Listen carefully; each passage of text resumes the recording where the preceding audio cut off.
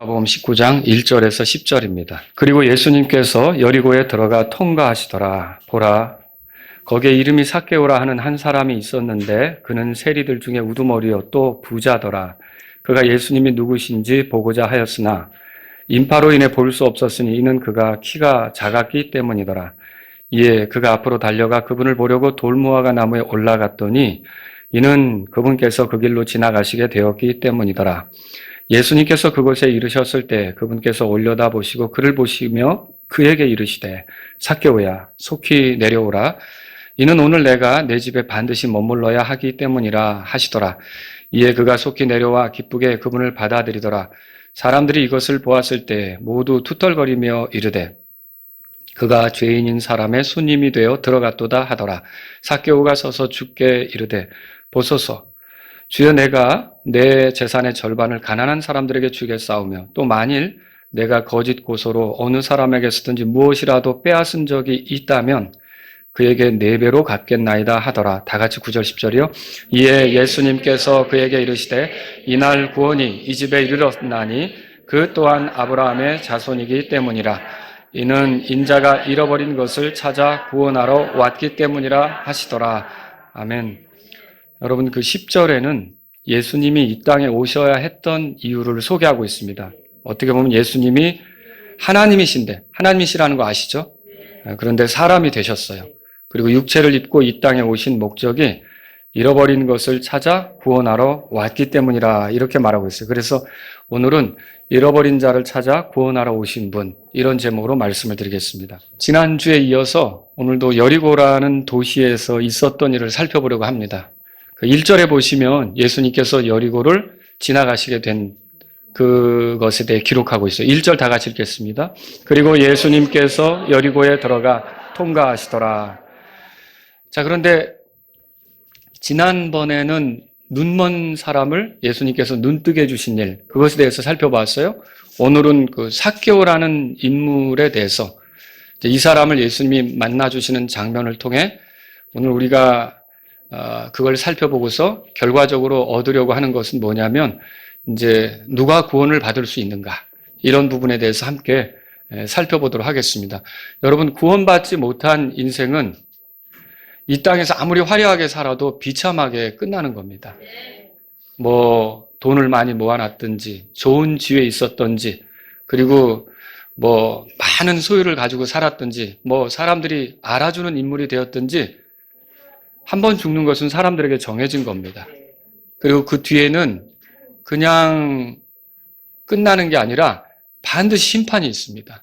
그래서 자기가 살아온 것에 대해서 결국은 하나님 앞에 심판을 받을 수밖에 없는데, 구원받지 못하면 정죄받은 사람으로서 영원히 고통받는 곳으로 던져져야 되는 것이고, 구원받는 사람은 결국 하나님의 은혜로 지금보다 더 나은 환경에서 주님과 영혼을 보내게 된다는 걸 여러분이 기억하시면 좋겠습니다. 자, 그러면 우리가 삭개오에 대해서 보는데 삭개오가 어떤 사람입니까? 오늘 성경을 통해 좀 보려고 하는데 2절 한번 읽어보죠. 같이 읽겠습니다. 보라, 거기에 이름이 삭개오라 하는 한 사람이 있었는데 그는 세리들 중에 우두머리요 또 부자더라. 우선 그가 세리들 중에 우두머리였다, 그렇게 소개하고 있습니다. 그 세리라고 하는 직업은 그 세금 징수원과 같은 거예요. 그러니까 그 당시 유대 땅은 로마 제국이 지배하고 있었습니다. 로마 제국은 어떻게 보면 속국이 된 유대인들에게서 세금을 걷어들였어요. 그 로마 제국에게 세금을 걷어서 바치는 그런 일을 했던 사람이 세리다, 그렇게 말할 수가 있습니다. 그러면 이 세리는 어떻게 보면 그냥 자기 혼자 그 일을 하면 힘이 나질 않았을 거예요. 사람들이 무시하고 함부로 할 수도 있고 내가 왜 그걸 내야 돼? 이런 식으로 도전할 수도 있지 않습니까? 그래서 필연적으로 세리는 그 로마 제국 권력자들 그리고 유대의 그 어떤 권력자들, 이런 사람들과 결탁되어 있습니다. 그러니까 어떻게 보면 힘 있는 위치죠. 병사들을 동원할 수도 있는 거고요. 그런 위치가 세리다, 이렇게 보시면 되겠고요.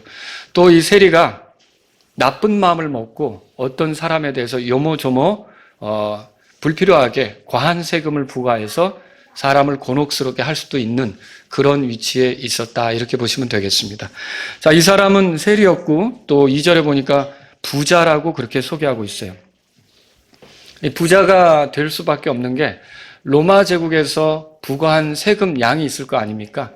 그러면 그거보다 항상 더 많이 걷습니다.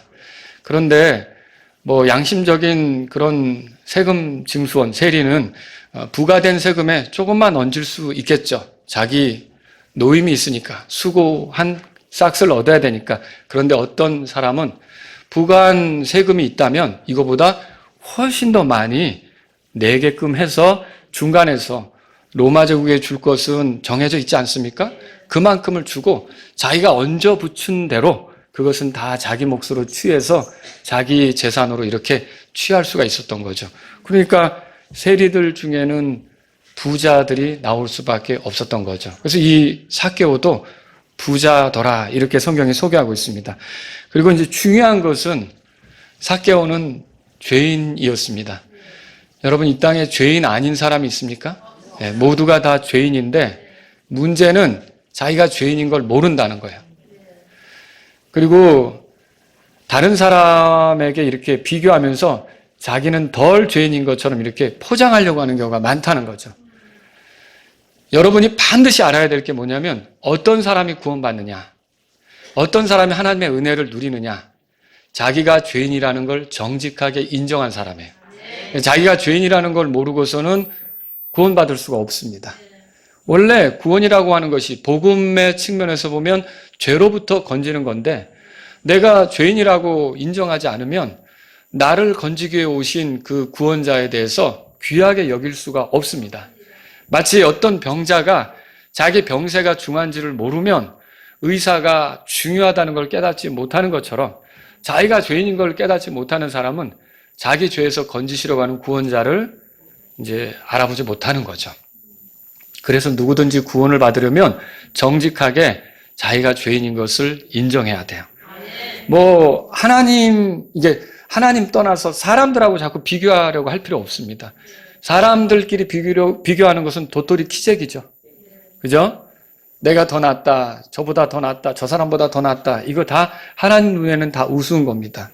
여러분, 하나님 앞에서 우리가 하나님을 대적한 죄, 하나님을 등진 죄, 하나님께서 주신 삶의 기회를 가지고 살아가면서 하나님을 잊고 산 죄, 하나님께 감사하지 않은 죄, 하나님이 우리를 이 땅에 보내주셨을 때 목적이 있었을 거 아닙니까? 그런데 그 목적대로 살아보지 않은 죄, 이런 것들은 결국은 내가 죄인이라는 걸 보여주는 것들이라는 거죠. 그래서 죄인이라고 인정해야 되는데 여기 보세요. 이 삭개오는요, 이 사람이 이제 예수님하고 같이 자기 집에 예수님을 모셔서 이렇게 지내기 위해서 모시고 갈 때 있잖아요. 예수님이 삭개오의 집에 거하겠다고 이렇게 말씀하신 적 있잖아요. 그래서 같이 이동할 때 어떤 소리를 듣냐면 7절에 보세요. 사람들이 이것을 보았을 때 모두 투덜거리며 이르되 그가 뭐라고 돼 있죠? 자, 이 죄인인 사람은 누구를 가리키는 거예요? 삭개오죠. 어떻게 죄인인 삭개오의 집에 들어가느냐? 어떻게 죄인하고 어울리느냐? 이 소리죠. 그러니까 사람들이 볼 때에 삭개오는 어떤 인물입니까? 죄인이죠. 죄인. 근데 원래 삭개오란 이름의 뜻이, 여러분, 삭개오란 이름의 뜻은 그렇지는 않습니다. 결백함, 순결함, 그런 뜻이 삭개오의 뜻이에요. 근데 그 이름과는 어울리지 않게 사람들로부터 손가락질을 받았는데 왜 그러냐면 어떻게 보면 기생충같이 여겨졌어요.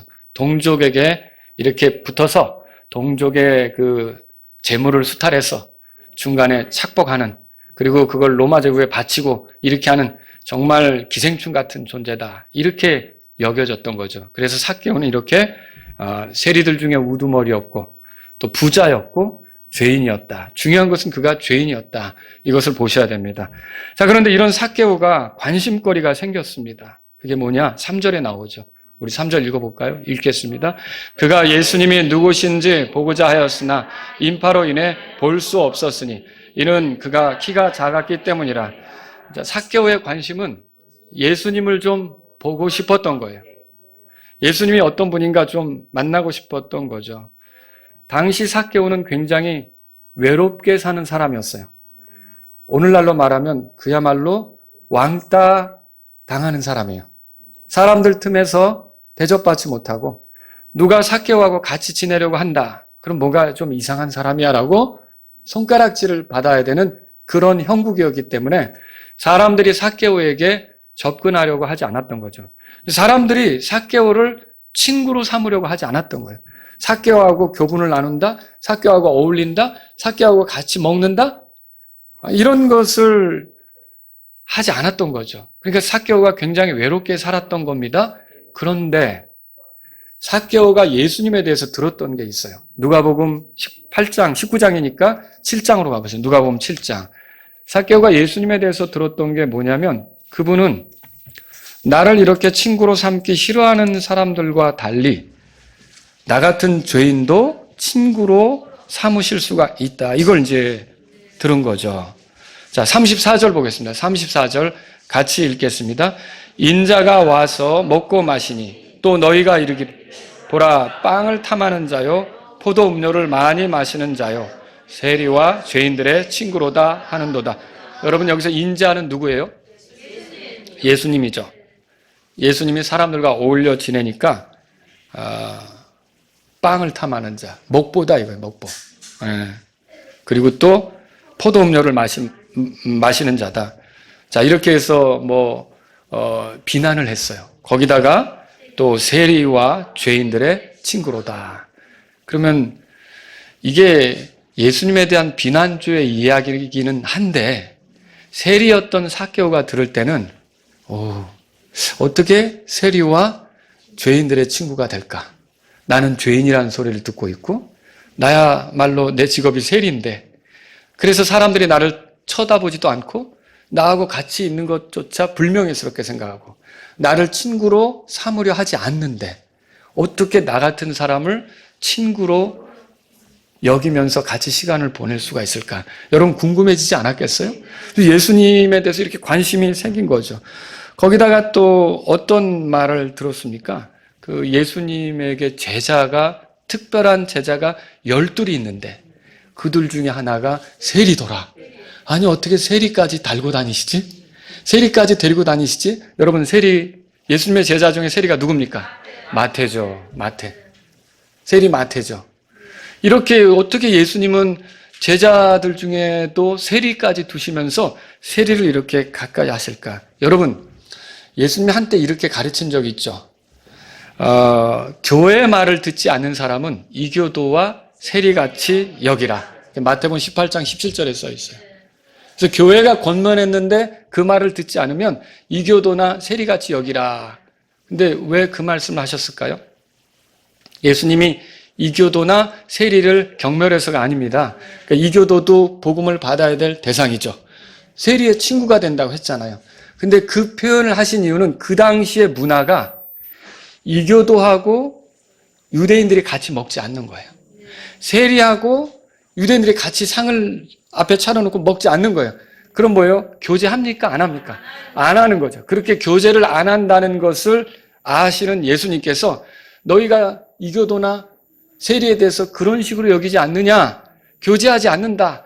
분리한다. 그런 것처럼 교회의 말을 듣지 않는 사람은 그렇게 분리해서 지내라. 그런 뜻으로 한 말이라는 거죠. 실상은 예수님께서 세리를 터부시하고 세리를 상종 안 하고 그건 아니에요. 세리의 친구라는 소리도 들었고 또 예수님의 제자들 중에 세리도 있었던 거죠. 자, 이렇게 볼 때 삭개오는 예수님에게 관심이 생길 수밖에 없었어요. 다들 나를 친구로 삼지는 않지만 혹시 예수님이 나에 대해서도 호의를 베푸시고 나를 친구처럼 대하실 수 있을까? 나에게 다가오셔서 따뜻하게 대하시면서 나에게 따뜻한 말을 건네주실 수 있을까? 내가 듣기로 그분은 하나님께서 보내신 자라고 했는데 이 하나님께서 보내신 자가 나 같은 죄인에게도 손을 내밀면서 다가오실 수 있을까? 그분을 좀 한번 보고 싶다. 이게 삭개오가 가졌던 생각이라는 거죠. 그런데 여러분 삭개오가 이런 예수님을 보려고 하는데 어려움이 좀 있었어요. 자, 예수님이 등장했어요. 여리고라는 도시에 나타났단 말이에요. 근데 삭개오의 마음이 이제 달아붙은 거예요. 그분이 왔네. 내가 보고 싶은 분이 왔네. 그분이 오셨다는 소식을 이제 사람들이 막 떠들고 난리가 났을 거 아닙니까?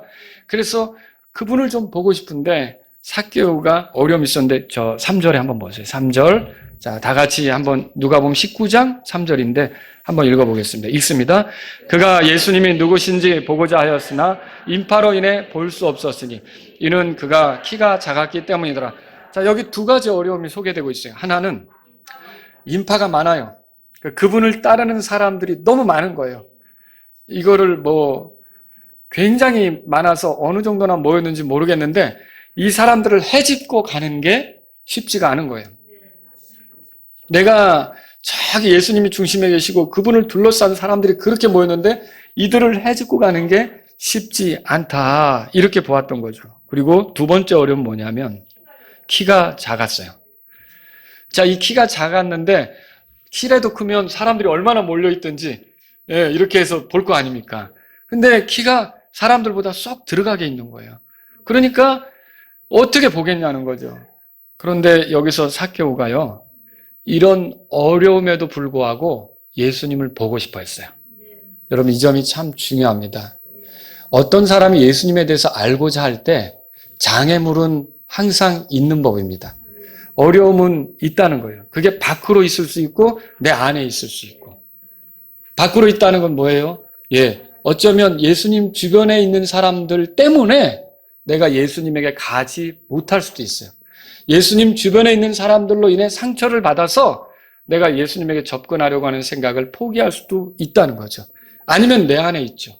내가 너무 문제가 많아서 나 같은 게 괜히 다가가봤자 예수님이 나를 만나 주실까? 이런 생각을 갖고 내가 쉽게 예수님에게 다가가지 못할 수도 있다는 거죠. 삭개오도 그런 상황이어서 이런 문제가 이렇게 심한데 이런 어려움이 있는데 그냥 다음에 만나기로 하지. 다음에 보지 뭐. 이런 식으로 했더라면 여러분 예수님하고 삭개오가 만나는 장면이 성경에 기록되어 있을 수 있겠습니까? 없죠. 더군다나 예수님이 지금 여리고라는 도시를 지나가는데 목적지는 어디입니까? 예루살렘이었어요. 근데 예수님이 예루살렘에 가시는 이유는 뭡니까? 거기서 십자가에서 죽으시려고 올라가는 거죠. 그런데 만일 여기서 삭개오가 예수님을 놓쳤다. 그러면 예수님은 죽으시고 묻히시고 부활하셔서 하늘로 올라가시는 거예요. 더 여리고로 오실까? 그런 오실 일이 없는 거죠.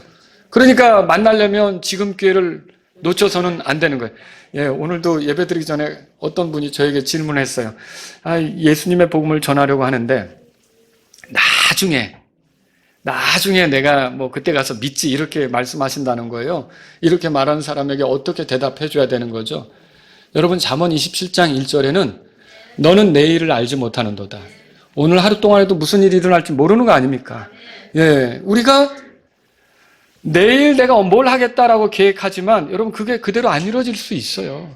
그리고 오늘도 무슨 일이 일어날지 모르는 건데 그래서 이게 기회라고 생각하면 여러분은 그 기회를 놓치면 안 되는 거예요. 내가 교회를 다니는 1년간의 기회가 구원받을 수 있는 기회일 수 있어요. 내가 누구의 초청을 받아서 몇 주간 교회를 다녀본 기회가 정말로 하나님의 사랑이 뭔지를 깨달을 수 있는 기회가 될 수 있는 거예요. 또 내가 친구의 소개로 성경을 읽어보기 시작한 몇 개월이 그 몇 개월 기간 동안 어떻게 보면 예수님께서 하신 일이 뭔지를 정확히 알 수 있는 기회가 될 수 있는 거죠. 기회를 놓쳐서는 안 되는데 삭개오는 4절을 보세요. 기회를 놓치지 않기 위해 이렇게 행동했습니다. 읽어보겠습니다. 이에 그가 앞으로 달려가 그분을 보려고 돌무화과 나무에 올라갔더니 이는 그분께서 그 길로 지나가시게 되었기 때문이더라. 지금 이렇게 저 무리가 이쪽으로 오는 걸 보니까 요쯤 지나가겠는데? 싶으니까 삭개오가 어떻게 했어요? 쪼로로 달려가서 그 돌무화과 나무 거기로 막 기어 올라간 거예요. 기어 올라가야 조금 더 높은 위치에서 예수님을 볼 수 있지 않습니까? 자, 여러분 이걸 생각해 보세요. 이거를 어떤 설교자는 뭐라고 표현했느냐? 한 도시의 시장이 무슨 종교적 행렬이 지나가는데 그게 보이지 않으니까 전봇대 타고 올라가서 보려고 했던 거와 같다는 거죠. 여러분 그 모습이 좀 시장님이 왜 저렇게 해? 좀 위신이나 체면 따위를 전혀 생각하지 않은 것처럼 보이잖아요. 사실 삭개오는 그 당시 여리고라는 도시에서 권력자예요. 그런데 그 사람이 자기 체면 따위는 생각하지 않고 그 돌무화과 나무에 쭈르르 올라가서 키가 작으니까 예수님이 어떤 분이신가 이제 이리로 오시기만을 거기서 이제 말하자면 기다리고 있었던 거죠. 상상을 해볼 수 있겠어요? 자, 그러면 여러분 예수님하고 삭개오는 만났습니까? 네, 만났죠. 결국은 만났어요. 근데 삭개오를 알아본 것이 예수님이었어요. 이게 굉장히 중요한 겁니다. 여러분과 제 안에 내 삶의 한계를 느끼고 내가 죄인이라는 걸 인정하고 나 같은 죄인에게 하나님께로부터 오는 따뜻한 호의와 긍휼 이런 것이 있을까? 나에게도 그런 것이 주어질 수 있을까?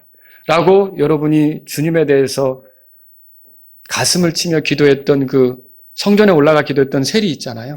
그 세리처럼 여러분이 불쌍히 여겨달라고 주님 앞에 그런 식으로 나아갈 때 주님이 여러분을 아실까요? 모를까요? 당연히 아시는 거죠. 5절에 보세요. 5절. 예수님이 알아보셨어요. 이 만남을 예수님이 주도하신 거죠. 읽겠습니다.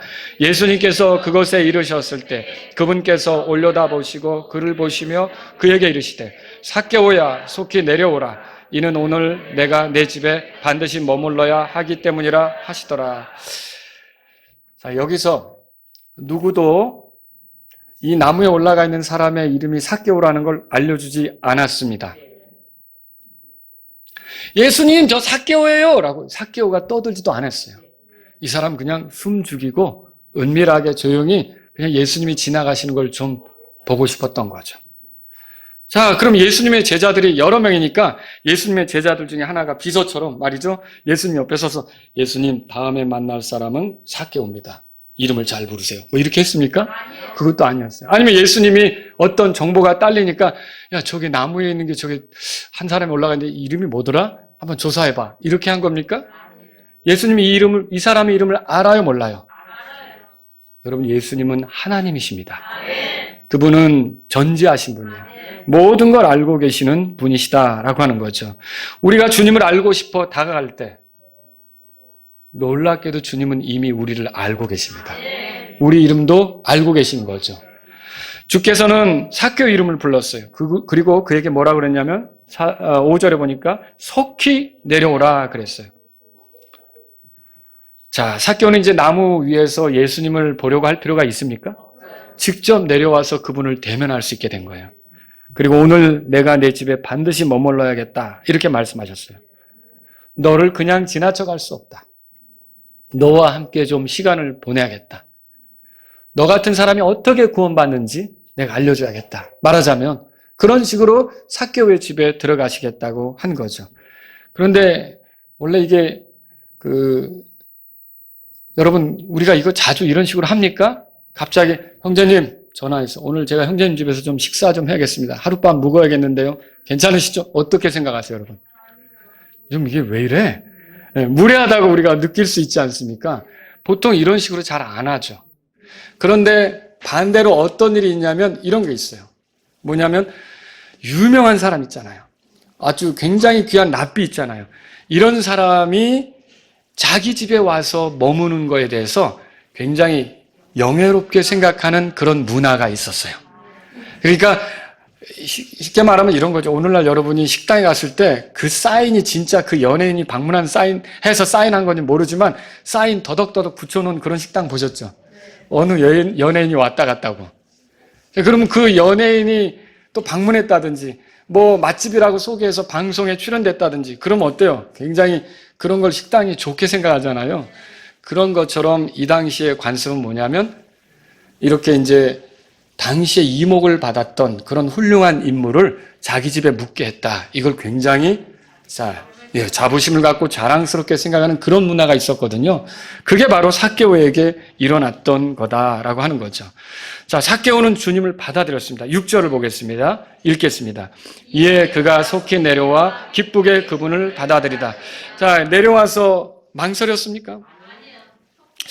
우리 집에 오시는 건 좀 그런데 머뭇거리지 않았어요. 그냥 너무 기뻐했다고 써 있고요. 자기 집으로 받아들였다라고 성경에 써 있는 거죠. 기쁘게 주님을 받아들였어요. 그리고 그가 들었던 소문이 거짓이 아니었다는 걸 알게 됐어요. 그분이 세리와 죄인들의 친구라더니 그분의 제자들 중에 세리가 있었는데 그리고 누가복음 18장 바로 한 장 앞에서 예수님이 비유로 가르치면서 스스로 높이는 자 그 사람은 하나님께서 놔주신다고 하지 않았습니까? 그러면서 비유를 들었는데 그때 바리새인과 세리가 성전에 올라가서 기도하는 걸 예로 들었잖아요. 그러면서 오히려 예수님이 뭐라고 가르쳤냐면 세리가 의롭다함을 얻고 집으로 갔다고 가르쳤단 말이에요. 그렇게 세리에 대해서 말씀하신 예수님이 과연 그 말씀이 헛되지 않는구나. 그 말씀대로 나를 이렇게 맞아주시고 내 집에 기꺼이 들어오시겠다고 하는 거구나. 너무 감사합니다. 기뻐서 그냥 예수님을 자기 집으로 받아들였던 거죠. 자, 그러면 이렇게 했을 때 삭개오에게 어떤 변화가 일어났습니까? 변화가 일어났죠. 자, 보세요. 성경에 보면 삭개오가 이렇게 맞이했는데 7절, 8절 우리 같이 읽겠습니다. 사람들이 이것을 보았을 때 모두 투덜거리며 이르되 그가 죄인인 사람의 손님이 되어 들어갔도다 하더라. 삭개오가 서서 주께 이르되 보소서 주여 내가 내 재산의 절반을 가난한 사람들에게 주겠사오며 또 만일 내가 거짓 고소로 어느 사람에게서든 무엇이라도 빼앗은 적이 있다면 그에게 내 배로 갚겠나이다 하더라. 삭개오가 예수님을 모셔서 그냥 멀뚱멀뚱 있지는 않았을 거예요. 음식을 대접했겠죠. 그리고 앉으세요. 자리를 내어드렸겠죠. 뭐 사람들도 예수님의 제자들도 같이 있었을 거고 또 예수님을 알고 싶은 사람들도 더러 삭개오가 부자였으니까 집이 좀 넓었다면 많은 사람이 들어와서 같이 앉았겠죠. 자, 이런 가운데 예수님이 먹기만 하셨을까요? 아니죠. 어디든 가시면 예수님이 가르치시잖아요. 그것이 그분의 사역 아닙니까? 분명히 삭개오의 집에서도 예수님이 가르치셨겠죠. 그분이 오신 목적이 뭐예요? 죄인을 불러 회개하게 하려고 왔다. 누가복음 5장에 가보세요. 누가복음 5장에 예수님이 그렇게 말씀하시죠. 누가복음 5장에 보세요. 29절부터 제가 읽을게요. 그리고 레위가 그분을 위해 자기 집에서 큰 잔치를 베푸니 레위의 다른 이름을 아시죠? 레위의 다른 이름이 뭐예요? 마태죠, 마태. 예. 레위가 여기서는 레위라고 써져 있지만 원래 마태입니다. 마태. 자, 그 레위가 세리들과 또 그들과 함께 앉은 다른 사람들의 큰 무리가 거기 있더라 그랬어요. 그러나 그들의 서기관들과 바리새인들이 그분의 제자들에게 투덜거리며 이르되 너희가 어찌하여 세리들과 죄인들과 함께 먹고 마시느냐 비난했죠. 이에 예수님께서 이거 31절 30절 다 같이 읽죠. 이에 예수님께서 그들에게 응답하여 이르시되 온전한 자들에게는 의사가 필요 없으나 병든 자들에게는 필요하니라.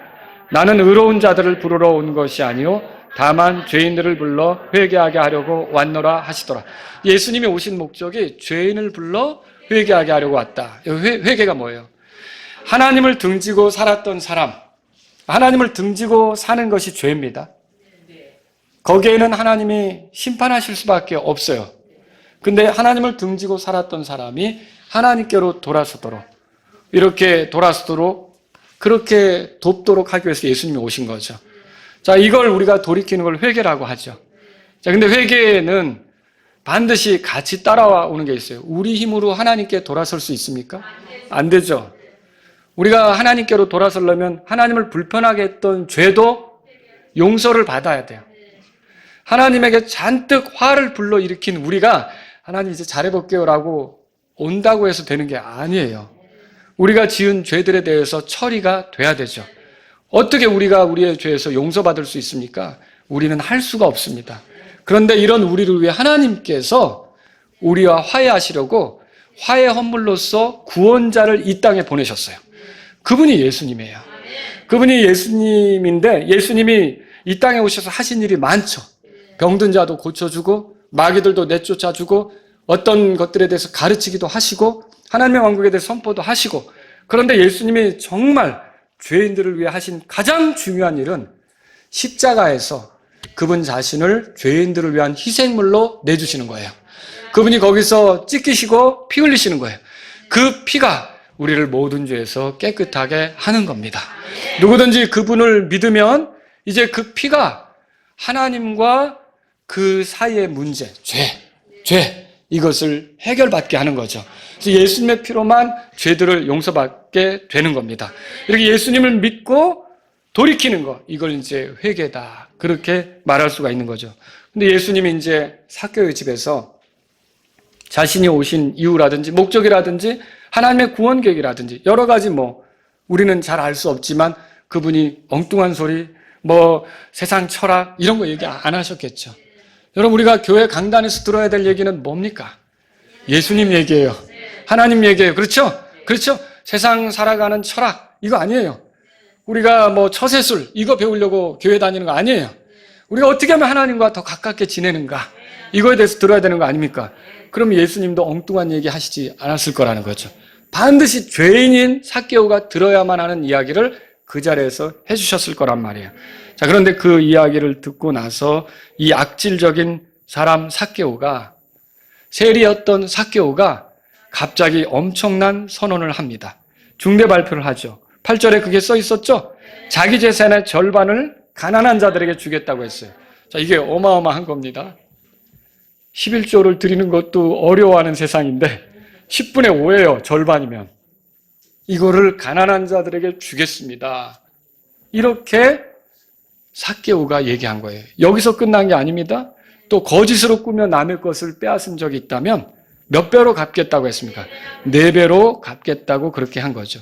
아마도 그의 치부책에는 그가 누구에게서 세금을 징수할 때 원래는 얼마였는데 어느 정도라 받았는지 이런 것들이 다 있겠죠. 그런 것들을 돌아보면서 과하고 지나치고 이렇게 했다면 빠짐없이 4배로 갚겠다 이렇게 선포를 한 거예요. 여러분, 이게 그 자리에 있던 사람들에게 충격이 되었겠습니까? 네, 엄청 충격이죠. 여리고라는 도시에서 손가락질 받으며 죄인이라는 소리를 들으며 살았던 사람이 갑자기 돌변해서 나는 더 이상 이런 식으로 살지 않겠습니다. 나는 더 이상 과거의 모습으로 살지 않겠습니다. 가난한 자들을 위해서 내 재산의 절반을 나눠주겠습니다. 그리고 이제 내가 누구 것을 이제 남모르게 이렇게 착취한 것이 있다면 4배나 갚겠습니다. 여러분, 이거 엄청난 일이라는 거죠. 예수님을 만난 삭개오는 이제 돈보다 중요한 걸 알았어요. 이 예수님에게 맞추어서 하나님을 기쁘게 하는 것이 정말 중요하다는 걸 알았던 거죠. 돌아선 거죠. 자, 이때 삭개오만 선포한 게 아니에요. 예수님도 선포하셨어요. 9절에 보세요. 9절 다 같이 읽습니다. 이에 예수님께서 그에게 이르시되 이날 구원이 이 집에 이르렀나니 그 또한 아브라함의 자손이기 때문이라. 여러분, 아브라함의 자손이라고 삭개오에 대해서 얘기한 거예요. 아니, 삭개오 원래 아브라함 자손이에요. 유대인이니까. 근데 여기서 아브라함 자손이란 말은 표면적으로 아브라함 자손이 아니라 이면적으로도 그 아브라함의 자손이 됐다는 거예요. 누가 아브라함의 자손입니까? 이걸 이해하려면 침례자 요한이 했던 말을 여러분이 참고하셔야 돼요. 누가복음 3장에 가보세요. 같은 누가복음이니까 누가복음 3장 보세요. 3장.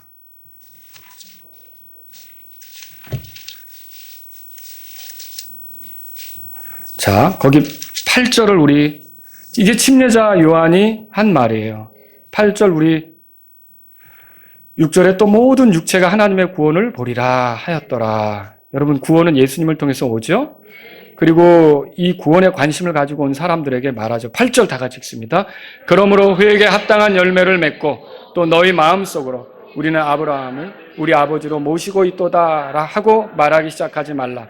이는 내가 너희에게 이르기를 하나님께서는 능히 이 돌들로도 아브라함에게 자손을 일으켜 세우실 수 있도다 하기 때문이라. 이 구절을 보면요, 아브라함의 자손은 회개에 합당한 열매를 맺는 사람이에요. 아브라함 믿었습니까? 하나님을 믿었냐고요? 믿었죠. 그렇기 때문에 아브라함의 자손은 갈라디아서 3장 9절에 보면 믿음이 있는 아브라함과 함께 복을 받는다고 돼 있어요. 결국은 이 아브라함의 자손이란 말은 아브라함처럼 믿어 하나님을 존중하고 변화된 삶을 사는 것이다. 열매를 이제 드러내는 것이다. 여기에는요, 참된 믿음이 있고요, 참된 회개가 있는 거예요. 이 사람이 진짜 아브라함의 자손이라는 거죠. 여러분, 지금 예수님께서는 이 사람이야말로 참되게 믿었고 참되게 회개한 사람이다, 이 선언을 해주는 거예요. 그러면 아브라함이 누렸던 복을 삭개오도 누리게 될까요? 당연하죠. 예, 누가는 여기 누가복음 19장에서 지금 삭개오 이야기를 했지만 18장에 가보면요. 누가복음 18장에 한 부자 청년이 예수님에게 와서 무엇을 해야 영원한 생명을 얻는지 물었던 거. 근데 예수님이 그 사람이 뭐 율법을 다 잘 지켰다고 하니까 여러분 율법 지켜서 구원받는 거 아니잖아요. 그래서 한 가지 말씀하시죠. 너 가지고 있는 재산 다 팔아. 가난한 자들에게 주고 뭐 하늘에서 보화가 있을 건데 그리고 와서 나를 따르라. 여러분 이렇게 말하잖아요. 근데 그 부자 청년은 어떻게 했습니까? 22절에 보면은 그렇게 말씀하셨는데 23절에 보면 근심하며 갔어요. 슬퍼하며 갔죠. 그렇죠? 예, 이렇게 해서 이제 이 사람이 슬퍼하면서 회개했습니까? 그럼 예수님을 믿었습니까? 따르지 않았다는 걸 보니까 믿지도 않았고 또 예수님 말씀대로 하지도 않았던 걸 보니까 회개하지도 않은 거고. 그렇죠? 그런데 보세요. 이 사람에 비하면 삭개오는 어떻습니까? 회개한 거죠. 믿은 거예요. 주님이 이 땅에 오신 목적은 죄인을 불러 회개하게 하기 위함이었어요. 누가복음 5장 32절에 써 있었죠. 만일 어떤 사람이 예수님을 믿는다면서 회개가 없다면 그의 신앙은 문제가 있는 겁니다. 회개와 믿음은 지폐의 양면과 같아요. 어떤 사람이 회심했다는 걸 어떻게 아느냐? 회심이라는 게 뭐냐면 결국 일반적으로 종교적으로 얘기하면 개종을 한 걸 회심했다고 그러는데 우리가 이 복음 안에서 회심했다고 하면 결국 하나님을 등지고 살았던 사람이 이제는 완전히 하나님께 속한 사람이 되었다. 그리스도께 속한 사람이 되었다. 그리스도인이 되었다. 이거를 회심했다고 하는 거예요. 근데 진짜로 회심한 증거는 뭐냐면 두 가지가 같이 가는 거예요. 첫째는 회개, 그리고 믿음. 이 중에 믿음이 있다고 하지만 회개하지 않았다. 여러분 지폐 양면을 보십시오. 한쪽엔 10,000원짜리 세종대왕이 그려져 있죠. 뒤에는 뭐 다른 게 그려져 있잖아요. 그렇죠?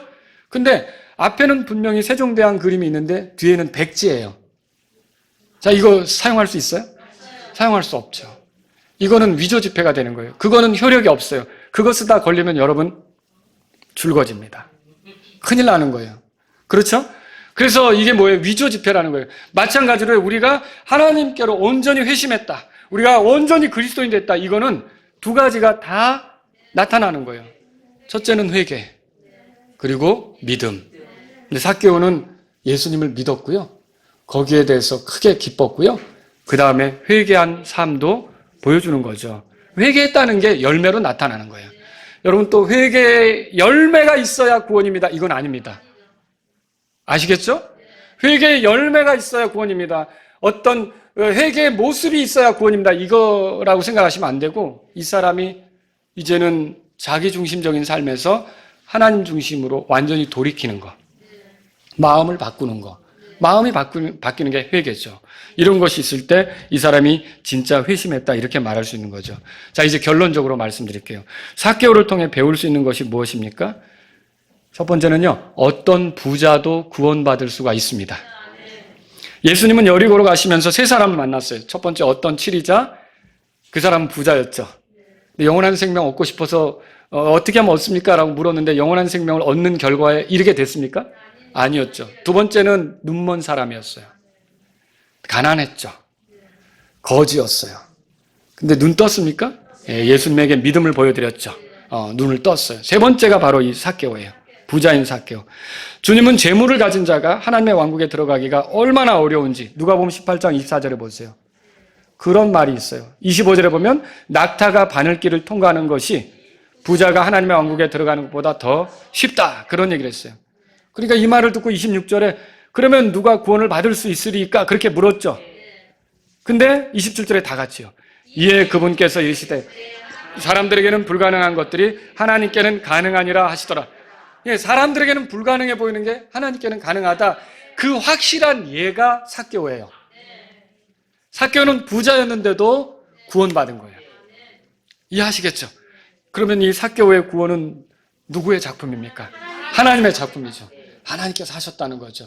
결국 삭개오는 겸손하게 믿었고 또 이 마음을 돌이키긴 했지만 이 모든 것 위에 하나님의 은혜가 그를 구원으로 이끄는 놀라운 일이 있었다는 걸 우리가 보는 거죠. 주님이 오신 목적은 그렇습니다. 10절에 보니까 같이 읽어보죠. 이는 누가복음 19장 10절입니다. 이는 인자가 잃어버린 것을 찾아 구원하러 왔기 때문이라 하시더라. 이렇게 잃어버린 자가 뭐예요? 하나님 편에서 원래 하나님과 더불어 살아야 되는데 하나님의 소유가 맞는데 여러분 우리는 다 하나님이 지으신 자들이에요. 하나님의 소유예요. 그런데 우리 멋대로 살겠다고 떠나간 거 있죠? 이게 하나님 편에서 보면 잃어진 자예요. 그리고 이 사람이 마침내 지옥으로 던져진다. 그럼 영원히 잃어버리는 거죠. 근데 이런 잃어진 자들을 하나님께서 되찾아서 하나님과 영혼을 보내도록 하게 하기 위해서 예수님이 이 땅에 오신 거라는 거죠. 여러분이 예수님에 대해서 알 수 있는 이 기회들을 가볍게 생각하지 마세요. 예수님을 통해서 내가 어떠하든지 예수님을 통해서 여러분도 구원받을 수 있기를 바랍니다. 또 여러분 보세요. 이 말씀은요. 어떤 죄인도 구원받을 수 있다는 걸 보여줘요. 삭개오는 주님을 만날 수 있는 기회를 놓치지 않았습니다. 주님을 만날 수 있는 기회란 어떤 경우가 주님을 만날 수 있는 기회예요? 시편 32편 제가 읽어드릴게요. 5절에서 6절인데 내가 주께 내 죄를 인정하고 내 불법을 숨기지 아니하였나이다. 내가 이르기를 내가 내 범법들을 주께 자백하리라 하였더니 주께서 내 죄의 불법을 용서하셨나이다. 셀라. 이것을 위해 경건한 모든 자는 주를 만날 수 있을 때에 주께 기도할 것이니 참으로 큰 물들의 홍수 속에서도 물들이 그에게 가까이 오지 못하리로다. 아멘. 여러분 자기가 죄인이라는 걸 정직하게 깨달았을 때, 알았을 때 그때가 주님을 찾아야 될 때입니다. 그때가 주님께 불쌍히 여겨달라고 호소해야 될 때예요. 내가 더는 이대로 살아서는 안 되겠습니다. 더는 하나님과 거리 두어서 살아서는 안 되겠습니다. 이렇게 사는 삶의 결말이 하나님의 심판으로 비참하게 끝날 건데 나는 더는 이렇게 살지 않겠습니다. 어떻게 하면 내가 이 상태에서 하나님의 은혜를 입을 수 있을까요? 하나님, 저를 불쌍히 여겨주세요. 라고 하나님께 요청하는 게 필요하다는 거죠. 예수님은 죄인을 불러 회개하려고 하는 목적으로 이 땅에 오신 겁니다. 죄들의 용서와 구원을 가져다 주러 오신 겁니다. 삭개오를 죄인이라고 사람들이 손가락질 했는데 안타까운 건 뭐냐? 그들이 그렇게 손가락질했던 손으로 사실은 자기를 향해야 되는 거죠. 근데 이 성경을 보면 여리고라는 도시에서 삭개오는 구원받은 것으로 결말이 났지만 삭개오에 대해서 죄인이라고 손가락질했던 사람들이 구원받았다는 기록을 보기가 어렵네요. 여러분 이게 뭘 말합니까? 예, 다른 사람을 향해서 죄인이니 뭐니 오늘날 그런 시절이에요. 트위터나 또는 페이스북이나 열심히 남의 잘못도 들어다가 까면서 들추면서 그런데 성경을 통해 우리가 알아야 되는 건 정작 우리 자신을 하나님 앞에서 똑바로 봐야 된다는 거예요. 그래야만 우리에게 기회가 오는 거죠. 그래야만 우리가 구원받을 수 있는 거죠. 자, 부자도 구원받을 수 있다 그랬어요. 죄인도 구원받을 수 있다 그랬어요. 주님께로 가는데 어떤 어려움이 있는 사람도 구원받을 수가 있습니다. 예수님께서 잃어버린 자를 찾아 구원할 목적으로 이 땅에 오셨습니다. 한 사람의 죄인이 구원자께 다가가는 게 쉽지가 않습니다. 제가 설교해도 여러분이 쉽게 들리지 않을 수도 있어요. 구원받지 못한 사람은. 저게 무슨 말이지? 이게 굉장히 어려운 거예요. 어떻게 보면. 사실 깨닫고 나면 너무 쉬운데. 그렇지 않습니까? 복음을 이해하면 너무 쉬운데. 근데 도대체 무슨 얘기를 하는 거지? 근데 어려운 거예요. 그리고 또 어떤 경우는 예수님을 알려고 하는데 왜 일이 자꾸 터지는 거예요? 오늘 누구랑 교회 가기로 약속했는데 왜 자꾸 사건이 터지는 거예요? 여러분 어려운 거예요. 그리고 내가 교회 다니면 좋은 줄 알았는데 교회 다니는 사람이 저런 식으로 행동해? 이 상처가 나를 어렵게 하는 거예요. 근데 여러분이 어떻게 어렵든지 나는 죄인이고 이런 죄인을 위해 하나님께서 나를 위해 보내신 구원자가 있다면 그분을 좀 알아야겠다는 생각으로 포기하지 않고 계속 주님을 찾으면서 나아간다면 여러분 오늘 삭개오처럼 될 줄로 믿으시기 바랍니다. 소경 바디메오가 다윗의 자손이여 내게 긍휼을 베푸소서. 근데 누가 조용하라고 그래요? 앞서가던 사람이 조용하라고 그러잖아요. 방해는 늘 있는 거예요. 어려움은 늘 있는 거예요. 내가 예수님을 알고 싶어요 해도 어려움은 늘 있는 거예요. 근데 거기서 여러분이 멈추시면 아무것도 좋은 것을 누리지 못하는 거예요. 마귀는 다양한 방법으로 우리가 눈이 가려져서 못 보도록 할 수가 있어요. 하지만 하나님, 저에게 긍휼을 베풀어 주세요. 제가 하나님께서 저 같은 죄인에게 주시려고 하는 진리를 알고 싶어요. 저도 가르쳐 주세요. 제가 죄가 많아서 하나님을 가까이 할 수 없다면 어떻게 나 같은 사람이 하나님과 가까워질 수 있는지 좀 가르쳐 주세요. 제가 주님에게 긍휼을 입고 싶어요. 여러분이 그런 식으로 나올 때 하나님께서 모른 척 하시지 않습니다. 그분은 긍휼이 많으신 분입니다. 그분은 은혜로우신 하나님이십니다. 그렇기 때문에 우리를 얼마든지 삭개오처럼 구원에 이르게 하실 수가 있다는 거죠. 그래서 장애로, 어려움으로 여러분이 핑계대면서 물러나지 않기를 바랍니다. 어떤 사람은 나는 나이가 어립니다. 다 이해하지 못합니다. 나중에요. 어떤 사람은 나는 몸이 아파서 교회 같은 데 못 나갑니다. 여러분, 교회 오는 것이 중요한 게 아니라 사실은 그것도 필요한 일이지만 예수님에 대해서 알아야 되잖아요. 근데 병실에 누워서도 예수님을 알 수 있는 거 아닙니까? 예, 그게 그 사람에게 필요한 거죠. 나는 너무 바빠서 안 되겠습니다. 여러분, 그런저런 이유. 나는 나이가 너무 들어서 이 나이에 뭐 이제 교회 다닌다고 합니까? 예, 이런저런 핑계를 대면서 주님께 나아가는데 포기하려고 하는 건 가장 불행한 선택을 하는 것이에요. 여러분과 제게 기회가 왔을 때, 구원받지 못한 분들은 기회가 왔을 때 내가 이때 좀 하나님에 대해서, 예수님에 대해서, 나를 향해 그분이 하신 일이 뭔지 좀 알아야겠다라는 심정으로 삭개오처럼 돌무화과 나무 앞에 그 앞에 있는 나무에 올라가서 예수님을 보려고 그 마음에 사로잡혀서 그렇게 움직였던 삭개오처럼 여러분들이 어떻게든지 더 예수님을 알고자 하는 관심을 보이시기 바랍니다. 그러면 여러분 놀라운 일을 경험하게 될 거예요. 삭개오의 이야기는요, 어떤 죄인이라도, 어떤 어려움을 가진 사람이라도 예수님을 통해 용서받을 수 있고, 하나님으로부터 용서받을 수 있고, 믿음의 사람이 될 수 있고, 회개해서 변화된 삶을 살 수 있고, 이런 걸 보여주는 거예요. 여러분과 제가 이전과 달리 나도 인간답게, 창조 목적답게 하나님이 나를 지으셨다면 나를 지으신 목적에 어울리게 내 나머지 인생을 살고 싶다. 지금까지는 내가 원하는 대로 살았지만 앞으로는 하나님이 나를 이 땅에 보내신 목적에 맞게 좀 살아보고 싶다. 그런 마음이 여러분에게 있으시다면 예수님께 오셔야 돼요. 예수님 저 좀 만나주셔요 하셔야 돼요. 나를 불쌍히 여겨주세요 하셔야 돼요. 나를 그냥 지나가지 마세요. 내가 오늘 예배당에 와서 예배 드려보니까 많은 사람들이 아멘 아멘 하면서 이미 예수님을 만난 걸 표현하는데 나도 저 사람들처럼 예수님에 대해서 알고 싶어요. 나에게 가르쳐주세요 예수님. 아주 절박한 심정으로 소경 바디메오처럼 혹은 이 삭개오처럼 열심히 여러분이 간절하게 주님을 찾으실 수 있기를 바랍니다. 중단하지 마시라는 거죠. 포기하지 말라는 거죠. 그래서 또 그렇게 해서 찾았을 때 여러분들이 또 내가 열심히 찾았기 때문에 구원받았다, 그런 소리 하시지 않기 바랍니다. 그건 다 내 사정이 이렇게 심각하니까, 여러분 이렇게 죽을 병에 걸린 사람이 의사가 필요하면 자기가 열심히 찾는 게 너무 당연한 거 아닙니까?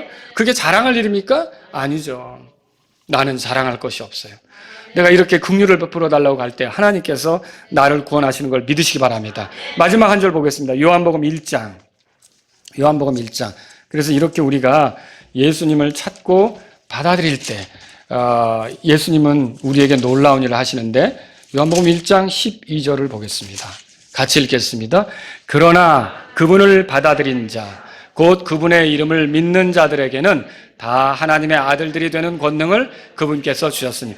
이렇게 해서 예수님을 삭개오처럼 기쁘게 받아들이면 여러분 하나님의 아들들이 됩니다.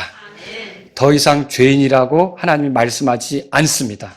내가 내 편에서 죄인이라고 느낄 때도 있습니다. 내가 이 사는 모습을 보고 이런 죄인이 어딨어, 아예 죄인들 중에 우두머리다, 여러분이 이렇게 얘기할지도 모릅니다. 그러나 하나님께서는 예수님의 피로 우리를 죄에서 깨끗하게 하셨다면 하나님의 아들이라고 불러주세요. 나를 절대로 죄인이라고 부르시지 않고 내 사랑하는 아들, 내 기뻐하는 자라고 예수님에 대해서 말씀하신 것처럼 예수님 안에서 우리도 그분의 아들이라고 불러주시는 거예요. 더는 하나님은 우리를 죄인이라고 부르시지 않게 됩니다. 그럼 우리가 죄인이 아니면 하나님의 심판을 받겠습니까? 아니죠. 하나님의 아들이니까 하나님의 집으로 가는 거죠. 하나님의 집 하늘로 가는 거죠. 여러분이 그런 은혜를 누릴 수 있기를 바랍니다. 우리 다 같이 기도하겠습니다. 일어서시겠습니다. 오늘 이 말씀을 들으신 여러분 가운데 하나님 아버지, 저는 제 자신이 저의 주인인 걸로 알고 지금까지 살아왔습니다. 그러나 내 나머지 삶은 이전처럼 살지 않고 하나님이 나를 창조하신 목적에 따라 살고 싶습니다. 내가 죄 가운데 있었는데 나를 위해 이 땅에 보내주신 예수 그리스도를 내가 받아들이길 원합니다. 저를 불쌍히 여겨주시고 구원해 주십시오. 이런 분이 있다면 이 시간 주님께 기도하십시오. 또한 여러분 가운데 이미 구원받은 분들은 이렇게 심각한 죄인이었는데 내 삶을 이렇게 바꿔주셔서 감사합니다. 변화시켜 주셔서 감사합니다. 구원 얻게 해주셔서 감사합니다. 여러분 여기서 중요한 게 있었어요. 삭개오가 변화된 삶을 드러냈죠. 하나님 저를 구원해 주신 주님께 어울리도록 저도 변화된 삶을 살기를 원합니다. 하나님을 기쁘게 드린 열매가 많이 있기를 원합니다. 이런 분이 있다면 이 시간 주님 앞에 나아가십시오. 그래서 내 삶에도 이렇게 심각한 그런 죄인이었지만 하나님께서 나를 다루셔서 변화시키신 열매가 삭개오처럼 풍성히 나타나길 원합니다. 이런 분이 있다면 이 시간 주님 앞에 나아가십시오.